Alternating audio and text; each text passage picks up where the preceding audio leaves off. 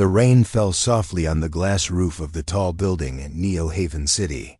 The night was quiet, except for the gentle sound of water tapping the windows. Inside, Tareen stood alone on his rooftop balcony. He held a warm cup of tea and looked out at the glowing city lights below. Tareen was young, rich, and well known for building smart machines. People often saw him on the news, smiling in front of cameras, talking about the future. But tonight, he didn't feel like a person with everything. He felt empty. His parents had passed away when he was young, and his success had come so fast that he barely had time to make real friends. Every party, every award, every hand he shook felt the same. Fake smiles, quick words, and nothing real. Sighed and walked inside, setting his cup down. The eye lights dimmed as he moved through the room.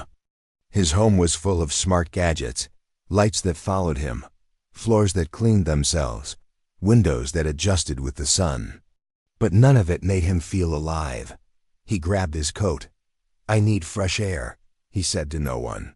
The I voice responded softly, "Would you like me to prepare your car, Tareen?" "No, I'll walk." Tareen stepped out onto the street below. It was late, and most people were already inside.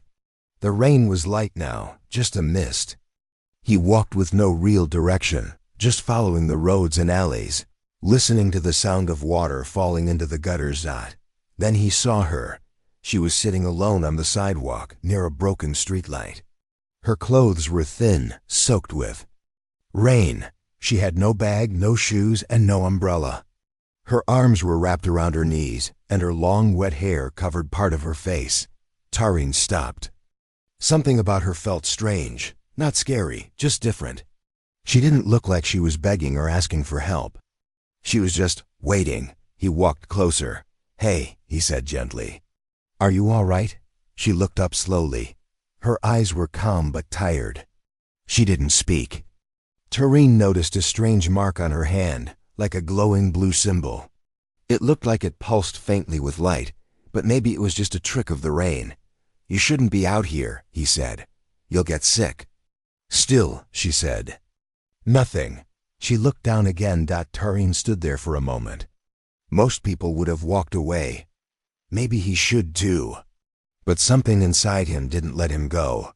"Do you have a place to stay?" She shook her head slowly. He looked around. No one else was nearby. He took a breath. "I have space. You can stay at my place. Just for tonight. It's warm, and there's food. You don't have to talk if you don't want to." She finally looked up again. For a moment, her eyes met his. Then she nodded. Tareen helped her stand. She moved slowly, like someone who hadn't slept well in days. As they walked back to his building, she said one word. "Luma." He turned slightly.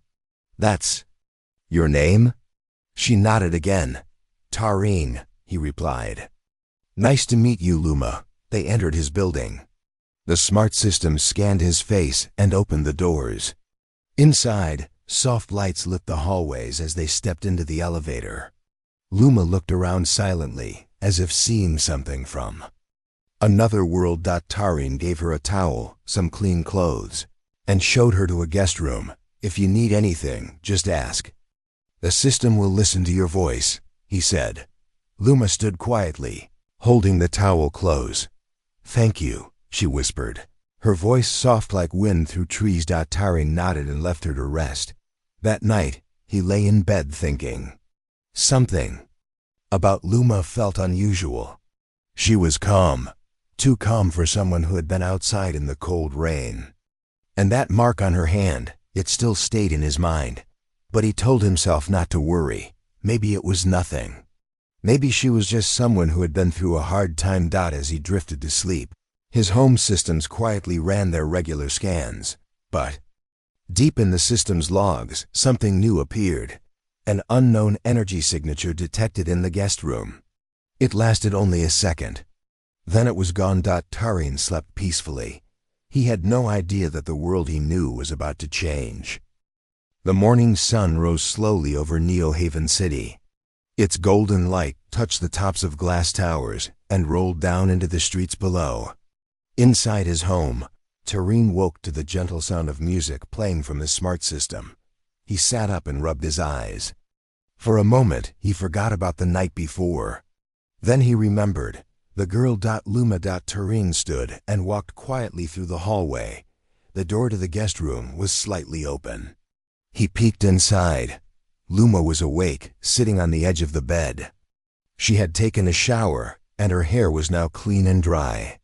She wore the clothes he had given her, simple and comfortable. She wasn't touching anything in the room. She just sat there, staring out the window. Tareen knocked gently. "Good morning." She turned and gave a small nod. "Morning. I made some breakfast," he said. "If you're hungry, it's in the kitchen." Luma stood and followed him slowly. She walked like someone who had lived quietly for a long time. Careful, thoughtful, almost like she didn't want to disturb the air around her. In the kitchen, a warm meal waited: eggs, bread, fruit, and tea. Tareen watched as she sat down and looked at the food. "You can eat," he said. "It's safe." She gave a tiny smile and picked up a piece of bread. She chewed slowly, as if tasting food for the first time in days. Tareen poured tea for both of them. "You don't have to tell me anything," he said. "But if you want to talk, I'm here." Luma stayed silent for a moment, then spoke softly. "Thank you for letting me stay." "You're welcome." She looked down at her hand, where the strange glowing mark had been the night before. Now in the sunlight, it was still there, faint but clear. A smooth symbol, like a curved line with small dots. It didn't look like a tattoo. It looked alive. Tareen noticed it again. "That mark," he asked, "is it from an accident?" Luma pulled her sleeve down. "No, I was born with it. It changed after something happened." Tareen wanted to ask more, but he stopped himself. She looked tired, like someone carrying a heavy story inside. After breakfast, Luma walked around the house slowly. She didn't touch anything without asking. She seemed both curious and cautious. Tareen watched her as she stood near a screen that showed the weather. "You've never seen smart glass before?" he asked. "I've seen many things," she said quietly. "Just not like this." Later that day, Tareen had to take a video call for work. He asked the AI to keep watch on the house while he worked. But during the call, the AI paused for a moment. "Tareen," it said softly through his earpiece. Unusual energy detected near the guest room. Tareen frowned. "Is it dangerous?" "No danger detected. Energy level low. Reading has ended." He thanked the AI and finished the call. When he went to check the guest room again, everything looked normal. Luma was sitting by the window, drawing something on a paper with a pencil. She had drawn a strange shape, a circle, a triangle, and something that looked like a star inside. Tareen didn't ask. He just watched her quietly. That evening, they sat together in the living room. The lights were soft, and soft music played in the background. Luma sat on the floor with a blanket, while Tareen rested on the couch. He looked at her and asked, "Are you really just a girl who needed help?" Luma looked at him for a long time. Her eyes were deep, filled with things she hadn't said yet. "I came back," she said finally, "but I don't know if I'm safe." "Back from where?" he asked. She looked away. "Somewhere, far." Before he could ask more, she stood and walked toward the guest room. "I'll rest now," she said. Tareen sat alone in the quiet room. His mind was full of questions. Something was different about her. Her calm nature, her glowing mark, the energy readings, none of it made sense. He looked out the window at the dark sky. A feeling grew in his chest. This wasn't just about helping someone in need. Something much bigger had entered his life, and he wasn't ready for what was coming. The next morning began like any other. Sunlight slipped through the tall windows of Tareen's smart home. The city below buzzed softly with cars, voices, and machines waking up for the new day. Tareen stretched and stepped out of bed. He walked toward the kitchen, expecting to find Luma sitting quietly like before. But something strange stopped him halfway. The lights were flickering, not fast, not broken, just blinking slowly like a heartbeat. His AI spoke in a calm voice. Unusual. Energy level detected in the main room. Tarin's eyes widened. He moved quickly, bare feet silent against the floor. As he reached the living room, he froze. The scene in front of him was impossible. Luma was floating a few inches above the ground. Her body was still, her arms by her sides, and her eyes closed. Around her, small objects hung in the air. A cup, a book, a pen, even a tablet. They were turning slowly, as if caught in a soft wind. The mark on her hand was glowing brightly now. A deep blue light pulsed from it, sending soft waves into the room. The glass walls didn't shake, but the air felt thick. Tarin didn't move. He didn't speak. He just watched. Then, as quickly as it began, it ended. The objects dropped to the floor with soft thuds. Luma's body lowered gently and rested on the ground. She opened her eyes, took one breath, and fainted. Tarin rushed to her side. Luma! He lifted her carefully and placed her on the nearby couch. Her skin was warm, her breathing steady. She didn't seem hurt, just drained. AI, run a health scan, Tarin ordered. The smart system scanned her silently. Heart rate stable. Body temperature normal. No injuries. She is sleeping. Tarin sat beside her, his mind racing. What did I just see? It wasn't magic. It wasn't a dream. His sensors had picked it up. It was real. He had the data. He looked at her glowing mark again. It had dimmed now, almost invisible under her skin. Tarin sat quietly for a long time. When Luma finally woke, the sun had moved higher in the sky. She opened her eyes and slowly sat up. Her hands were shaking a little. You saw it, she whispered. Tarin nodded. I did. She looked down, avoiding his eyes. I didn't mean for that to happen. What was it? He asked gently. Who are you really, Luma? She didn't answer right away. Her fingers touched the mark on her hand. I was born on Earth, she began. But I didn't grow up here. Tarin listened, silent. When I was a child I was taken, she said. Not by people. By something else. A ship. A group that studies life. They took me and others. They didn't hurt us. But we weren't free. Tarin felt a chill run through him. You mean aliens? She nodded. They didn't speak with words. But they studied everything. Our minds, our cells, our memories. They used machines that could heal and change things. Over time I changed too. She looked at him now, eyes full of truth. I escaped. I don't know how. Maybe they let me go. Maybe I was too different. I woke up far from Earth, but I found a way back. I've been hiding ever since. Tarin leaned back, stunned. That power, it's from them? No, Luma said softly. It's from me now. They gave me the mark.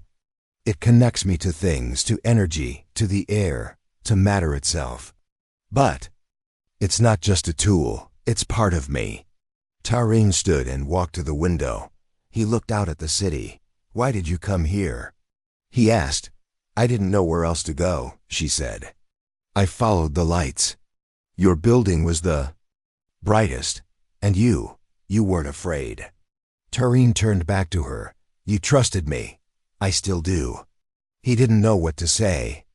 A part of him wanted to run, to call the government, to report everything.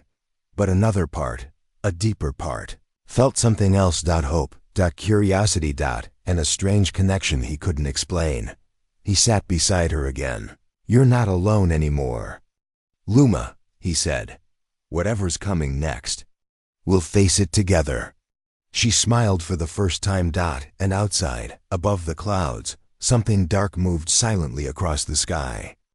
Tarin sat quietly in his lab room, thinking about everything Luma had told him. The story was strange, like something from a science fiction movie, but he had seen the truth with his own eyes. She floated in the air. Objects moved around her without touching anything. Her glowing mark was not something a human doctor could explain. Luma stood beside the large window, looking at the blue sky. Taryn finally broke the silence. "So, how long were you with them?" She didn't turn around.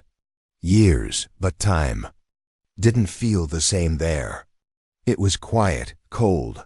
Everything was controlled. No emotions, just tests, learning, and silence. Taryn stepped closer. "And the others? The ones they took?" "Most didn't survive the changes," she said softly. "Some were returned, some were not." Her voice lowered. "I don't know where they are now." Taryn felt a knot form in his chest. He couldn't imagine being taken away from Earth, changed, and brought back alone. Luma had survived something impossible, and she was still calm, gentle, and quiet. She didn't want revenge. She just wanted to live. "What do they want from Earth?"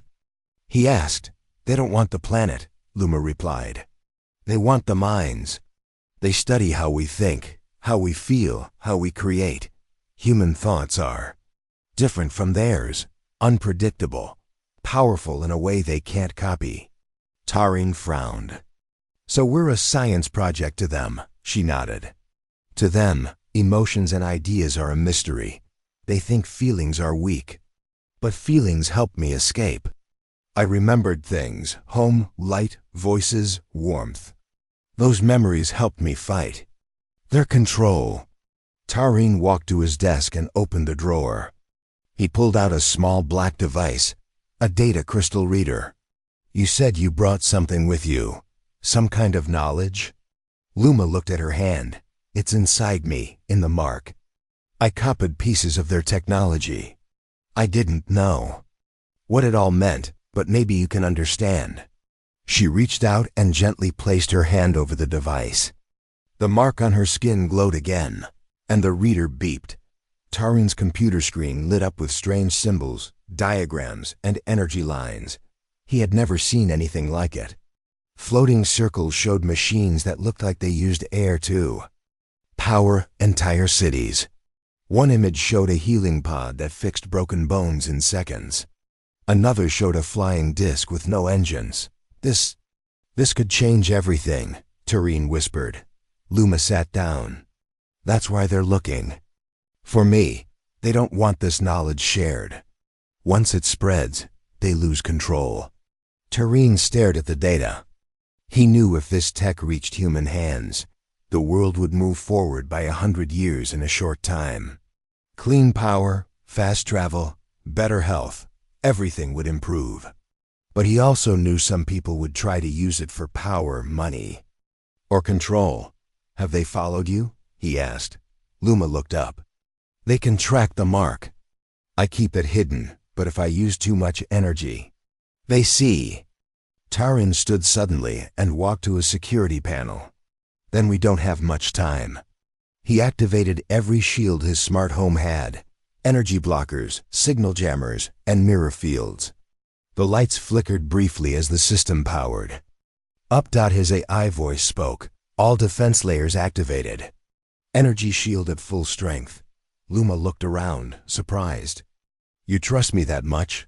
Taryn smiled faintly. "You trusted me first." Just then, the AI gave a soft alert. Unknown object detected in the sky. No ID. Moving slowly above Sector 4. Taryn opened the sky camera. On the screen, a dark shape floated above the clouds. It didn't have wings or lights. Just a smooth triangle. Too quiet, too still. Luma's face turned pale. "That's one of theirs." Taryn looked at her. "Then they're here." She nodded. "They won't attack yet. They observe first. They wait to see if I'm alone." Taryn stepped closer. "Well, you're not." Outside, the dark ship moved silently over the city, watching, waiting. And inside, for the first time, two humans stood ready not to run, but to protect something much bigger than themselves. The sky was calm, but Taryn's heart was not. The strange ship hovered high above Neo Haven City like a silent shadow. No sound. No lights, no message. but its presence filled the air with quiet tension.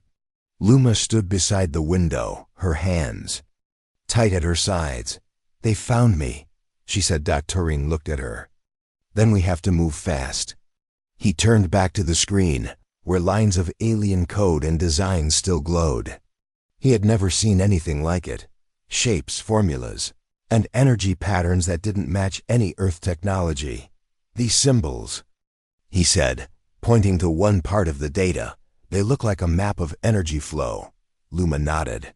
"It's their way of building power, not with wires or fuel, but with balance. They pull energy from the space around them. It's clean, silent, endless." Turing couldn't believe it. "This could replace every power system on Earth." Luma spoke quietly. "Yes, but it can also be dangerous if someone tries to force it. Their systems are alive in a way. They respond to the mind of the user." Turing sat at his desk and connected the data to his lab systems. His lab was one of the most advanced in the country, built to test future tech. But even it struggled to understand the files. Still, he tried. He ran models, tested virtual builds, and compared the alien tech with human knowledge. Hours passed. The ship above the city didn't move. Luma watched in silence, her body still, but her mind alert. Suddenly, one of Turing's screens flashed green. "Power core simulation stable," the system announced. Turing stood. "We have a working model, a small one, but it works." Luma walked over. "Then we must share it." Turing hesitated. "Share it? With who?" "With everyone," she said. "If only one group controls this, war will follow. The best way to protect it is to give it away."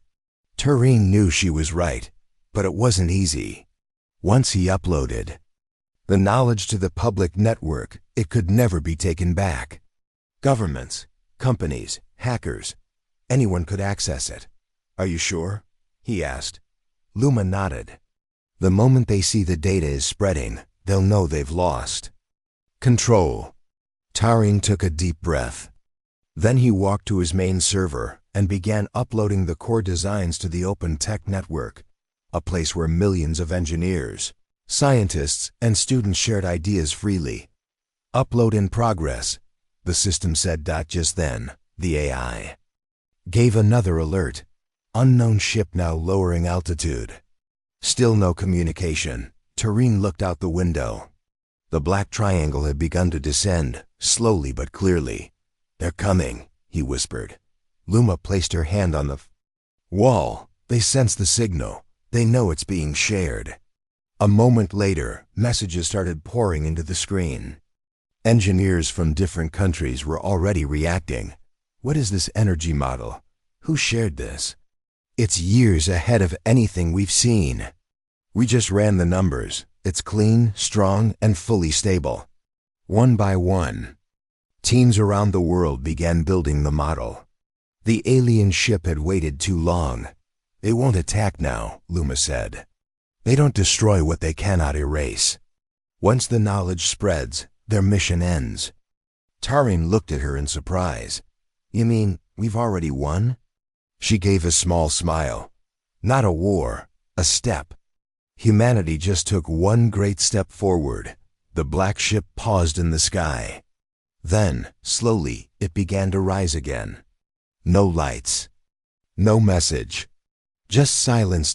It disappeared into the clouds. Turing and Luma stood quietly, listening to the sound of wind and watching the light on the screen blink. "Upload complete." He turned to her. "What now?" "We watch," she said. "We help guide, and we protect what's good." Turing smiled. He didn't feel empty anymore.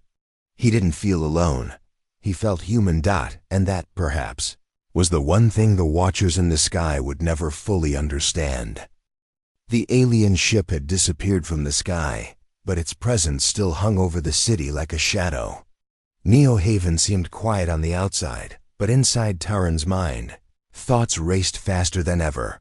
People across the world had already started testing the alien energy system. Reports of successful small-scale models were appearing online. Humanity had begun to unlock a new future, but that future came with risk. That night, as Tarin sat in his lab, reading new reports, the AI spoke suddenly. Alert! Security breach in airspace. Unmarked drone approaching the building. He stood. Quickly, show me. The main screen flashed. A dark, oval-shaped drone was flying toward them, fast and low. It didn't carry any national symbols, no sound, no lights. Just speed. Luma stepped beside him. Her face grew serious. "That's not from Earth," she said softly. "It's one of theirs." Before Tarin could respond, the windows darkened. The AI spoke again. "Power interference detected. External signal attempting to enter systems." "There. Trying to shut us down," Tarin said. "They want to stop us from helping others use the tech." He turned to Luma. "We can't stay here," she nodded. "Do you have a way to leave the building?" "Yes," Tarin replied. "My hover car, it's fast. It can hide from most scans, but we'll have to reach the roof." They ran through the hallway. Lights flickered above them. The building's systems were under attack, but holding for now. At the rooftop platform, Tarin's silver hovercar stood ready. Sleek and shaped like a long wing, it opened as he touched the side. Luma climbed in beside him. As soon as they lifted off the ground, the drone turned toward them.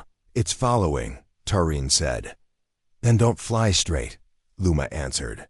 "Think like a human, not a machine." Tarin smiled slightly. "Even in danger." He pulled the car into a sharp spin and dove between tall buildings. The drone followed, but Tarin used every turn, every corner, every rooftop to confuse it. They shot through the sky, weaving through traffic, between glass towers, over bridges and past floating signs.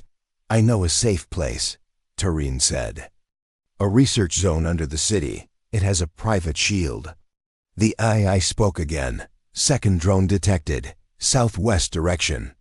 Tarin gritted his teeth. "They sent more." Luma closed her eyes. "I can help. I just need focus." Tarin glanced at her. "What do you mean?" She placed both hands on the side panels of the hovercar. The mark on her hand glowed brightly. Suddenly, the car shimmered, just for a second, then became silent. The engine stopped making noise, and the lights dimmed. "What did you do?" Tarin asked in amazement. "I changed how the car reflects energy," she said. "They'll lose our signal, but not for long." The first drone shot past them, unable to find the car. The second drone turned away, searching. Tarin didn't waste time. He turned sharply and sped downward toward a hidden entrance near the city's edge. A wide garage door opened as they neared. They flew inside, and it shut behind them with a hiss. Silence. They were safe. For now. Tarin landed the car inside the underground lab. The place was dark, cold, and filled with old machines. But it had one thing they needed: protection. Luma stepped out and sat down on the metal floor. Her energy was low again. "You used your power," Tarin said, kneeling beside her. "I had to," she whispered. "They would have caught us. Once they do, they erase everything. Me, you, the knowledge." Tarin looked at her with worry, but also with respect. "You saved us." She gave a faint smile. "You saved me first." He walked over to a console and connected to the public network again. The alien energy data was still spreading. Scientists were building more. No one could stop it now, but the drones meant one thing: the aliens weren't done. "They'll come again," Luma said. "Yes," Tarin agreed, "but next time we'll be ready." In that quiet underground space, surrounded by machines and blueprints from another world, two humans planned the next move, not just to survive, but to protect a future that now belonged to all of Earth. The underground lab was quiet, but the world above was changing quickly. News had spread everywhere about a strange new energy system shared online. Scientists called it a miracle. Engineers called it the next leap. People from every country were talking about it. Some didn't believe it. Others had already started building small versions. Tareen watched the news on a large screen. Reports showed clean power running homes in distant villages, cars moving without fuel, and cities testing floating drones powered by silent energy cores. Luma sat nearby, her hands wrapped around a warm cup of tea. She looked tired but peaceful. "You did it," Tareen said. She shook her head. "We did it. You believed me. That's what changed everything." Suddenly, the screen blinked. A worldwide signal appeared, one that no one could block. A black screen, then a voice. "Calm, cold, and emotionless. This is a warning." Everyone around the world heard the same words at the same time, through phones, computers, and even radios. Return the stolen knowledge. Stop all development. Surrender the one called Luma, or face the result of your actions. The screen turned off. The lab lights flickered. Tareen stood up. They finally spoke. Luma set her cup down. "They don't want to fight. They want control." He walked to the table and tapped into the global tech network. Messages were already pouring in. "We just heard the warning. Are we in danger? Should we stop the project?" But then more messages appeared. "We won't stop. This knowledge belongs to everyone. They can't scare the whole world. We're with you, whoever you are." Tareen's eyes filled with emotion. People weren't backing down. They were rising together. He turned to Luma. "It's working. They're not afraid." She smiled softly. "That's what they never understood. Fear doesn't control humans for long. We stand when we feel something greater, hope." In another part of the world, a small team of engineers posted a video. They had used Luma's designs to power a water system in a desert village. The water flowed clean and fresh for the first time in years. Another video showed a flying machine made by students. It hovered above a schoolyard, quiet and smooth, powered by a single energy ring taken from the blueprint. Human creativity had awakened. Tareen knew it was time to go one step further. He opened his global channel and sent out a live message. His face appeared on screens everywhere. "This is Tareen from Neo Haven. Many of you know me as an inventor. Today I speak not for a company, but for our world." He paused. "A warning came today, a threat, but we must not give in. We have been given knowledge, not stolen, but earned, by courage, pain, and truth. We now have the power to heal, build, and grow without harm." He looked at Luma. "This is Luma. She is not the enemy. She's the reason we still have a chance. If we hide, we lose, but if we share, we win." Luma stepped beside him. For the first time, she spoke to the world.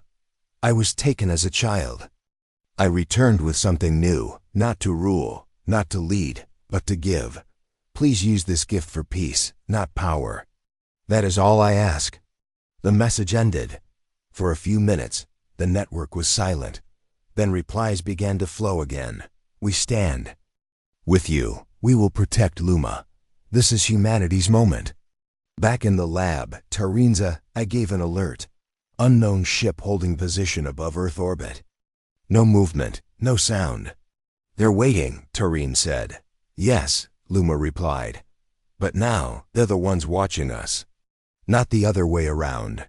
For the first time, Earth had sent a message back, not through weapons, not through fear, but through unity, courage, and the power of sharing.